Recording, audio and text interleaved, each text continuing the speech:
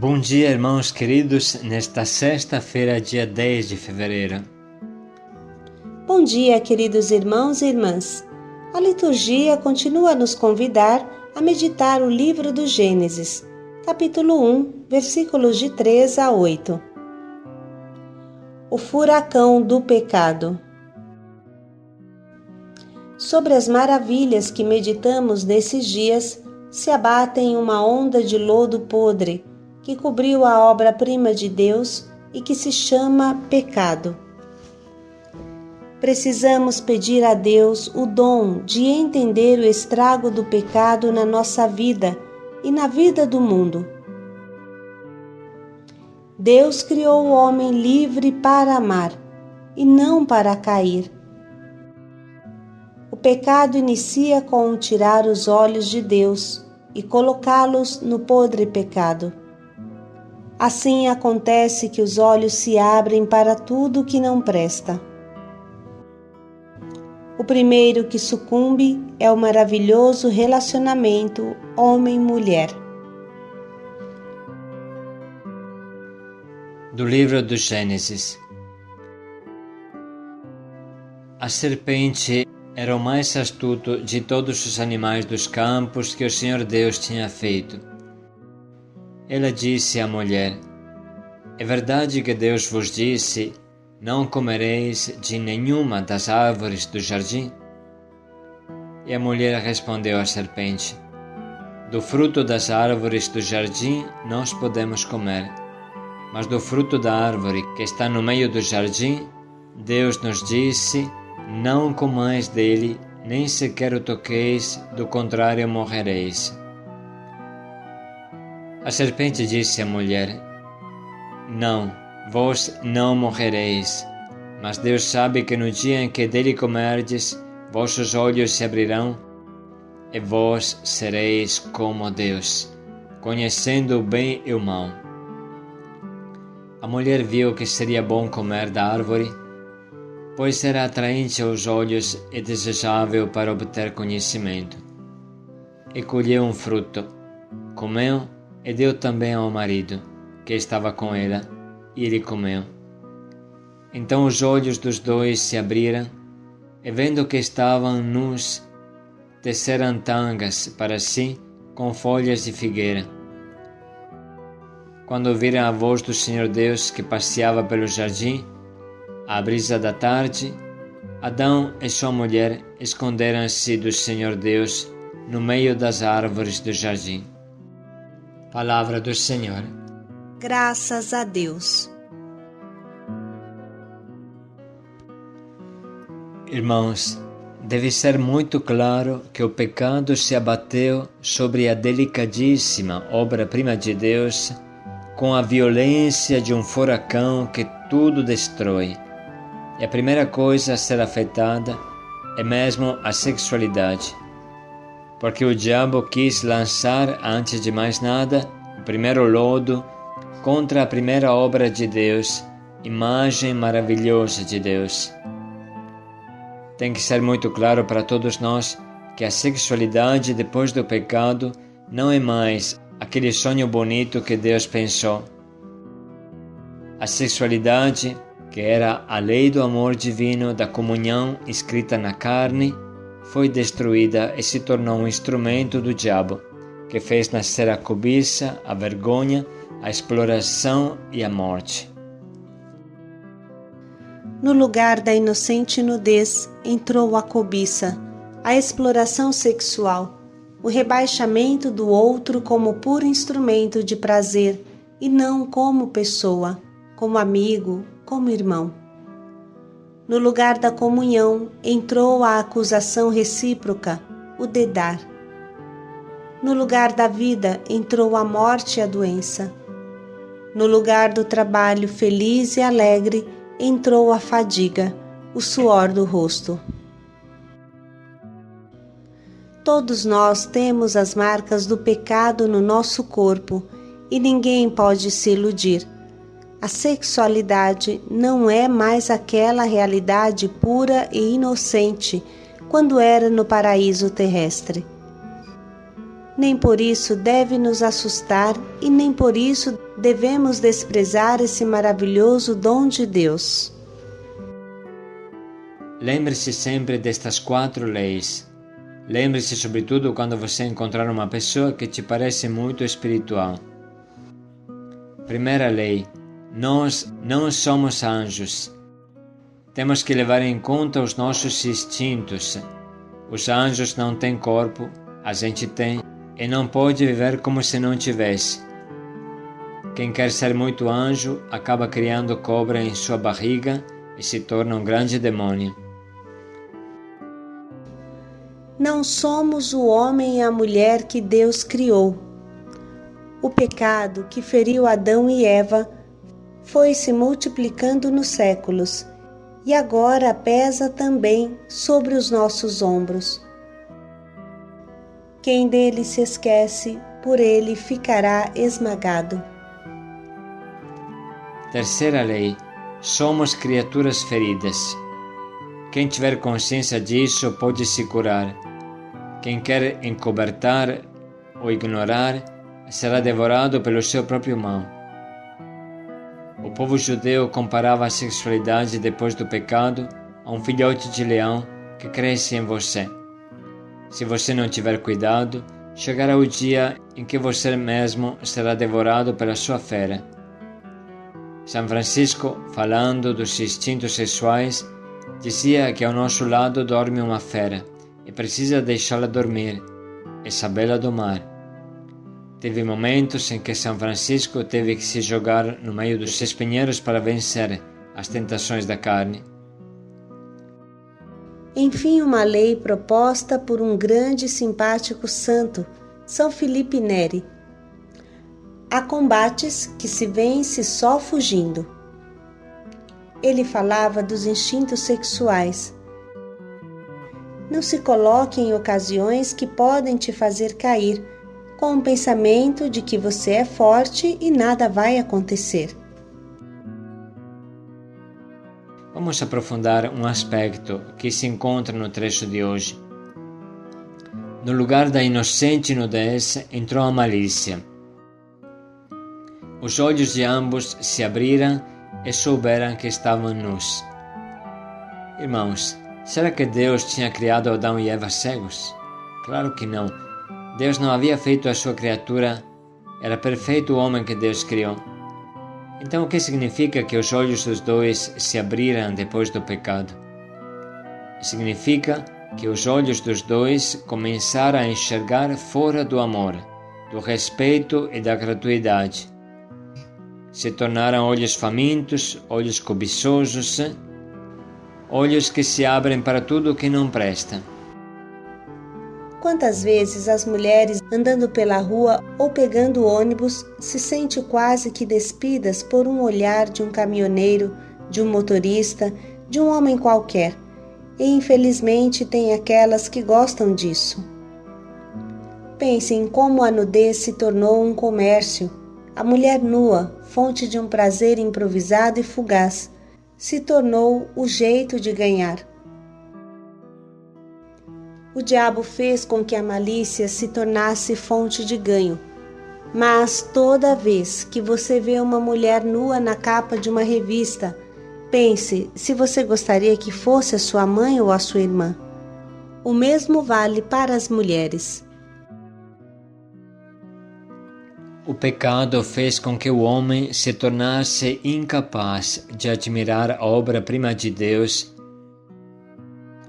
Jesus, neste ponto, fala com uma autoridade absoluta e com uma radicalidade extrema. Ouvistes o que foi dito, não cometerás adultério, mas eu vos digo, qualquer um que olha para uma mulher cobiçando-a, já cometeu adultério com ela em seu coração. Jesus veio para nos salvar e Ele nos salva verdadeiramente. Jesus nos restitui a inocência originária, mas o caminho de volta se chama pureza dos olhos. Eu não posso olhar todo filme ou espetáculo pornográficos, folhear uma revista obscena e e depois querer me aproximar com olhos puros e inocentes de uma moça, e vice-versa.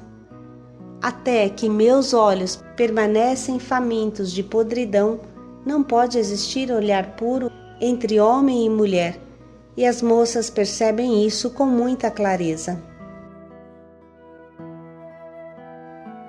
Mas a gente está aqui porque deseja e busca o caminho da pureza, mesmo sabendo que isso nos custará um autêntico treinamento dos olhos, um autêntico e difícil, sacrificado treinamento dos olhos. Quer dizer, renunciar a filmes pornográficos, renunciar a revistas equívocas, renunciar a apoiar o olhar sobre outdoors ou cartazes obscenos e assim por diante.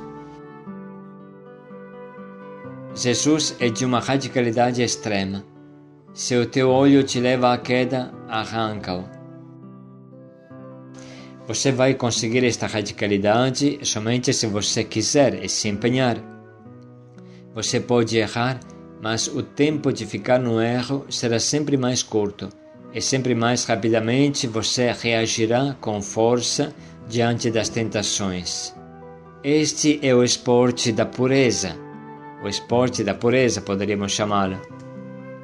O fruto desse esporte será a capacidade de olhar para as pessoas do outro sexo como irmãos e irmãs e experimentar aquele olhar puro com o qual Deus nos criou. Poderemos experimentar a amizade simples, bela, pura e desinteressada. É interessante saber que na França, ultimamente, foram se formando grupinhos de jovens não cristãos, às vezes não batizados, que ficam juntos fazendo o pacto de castidade, para experimentar o sabor da pura amizade entre eles. Tem um tal nojo de uma vida desregrada sexualmente que com um instinto natural voltam aos valores, aqueles valores que desde sempre o Evangelho propõe. São tão feridos por experiências sexuais negativas que sentem fortemente a necessidade de experimentar a amizade limpa, pura, sem interesses, para se olhar como irmãos. Você conseguirá fazer isso somente às custas de muita vigilância e oração. Muita vigilância e oração. Porque a raiz do pecado será arrancada do seu coração somente depois de 5 minutos que você estiver no caixão. Quer dizer que até a nossa morte não seremos tentados. Mas desde já você pode experimentar a beleza da amizade e da fraternidade pura entre amigos. Você se sentirá menos sozinho. Você não deve se vender para ganhar um tiquinho de atenção. Quando você sentir que o instinto te empurra, você pense naquele amigo ou amiga que te atraem como se fosse teu irmão e tua irmã de sangue. E você poderá ver que, passando o tempo, as coisas se acalmam. Se os jovens franceses fazem isso, quanto mais a gente que escolhe viver como Cristo propõe.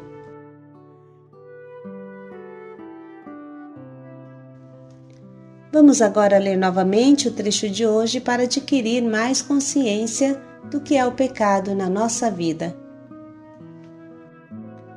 A serpente era o mais astuto de todos os animais dos campos que o Senhor Deus tinha feito. Ela disse à mulher: é verdade que Deus vos disse, não comereis de nenhuma das árvores do jardim? E a mulher respondeu à serpente: do fruto das árvores do jardim nós podemos comer, mas do fruto da árvore que está no meio do jardim, Deus nos disse: não comais dele, nem sequer o toqueis, do contrário morrereis. A serpente disse à mulher: não, vós não morrereis, mas Deus sabe que no dia em que dele comerdes, vossos olhos se abrirão, e vós sereis como Deus, conhecendo o bem e o mal. A mulher viu que seria bom comer da árvore pois era atraente aos olhos e desejável para obter conhecimento. E colheu um fruto, comeu e deu também ao marido, que estava com ela, e ele comeu. Então os olhos dos dois se abriram, e vendo que estavam nus, teceram tangas para si com folhas de figueira. Quando ouviram a voz do Senhor Deus que passeava pelo jardim, à brisa da tarde, Adão e sua mulher esconderam-se do Senhor Deus no meio das árvores do jardim. Podemos neste momento escolher o nosso propósito, que nos ajude a viver na pureza hoje e sempre.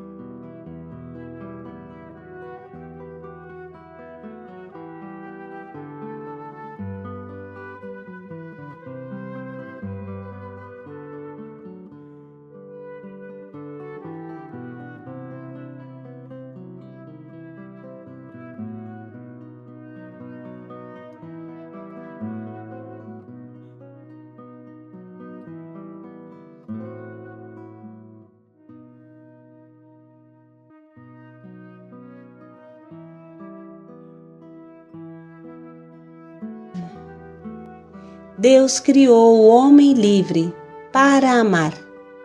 Paz e alegria a todos. Pratiquemos o esporte da pureza. Paz e alegria a todos.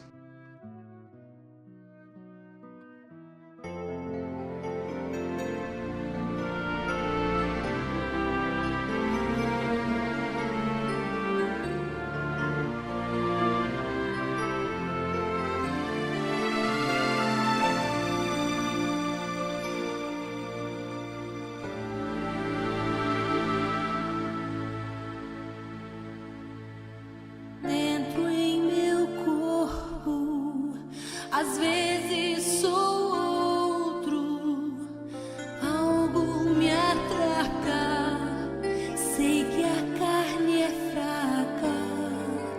Quando bem quero fazer, sinto mal me corromper, intruso de mim, eu mesmo e o ruim. Dentro em meu às vezes sou outro, algo me atraca, sei que a carne é fraca. Quando bem quero fazer, sinto mal me corromper, intruso de mim, eu mesmo e o ruim.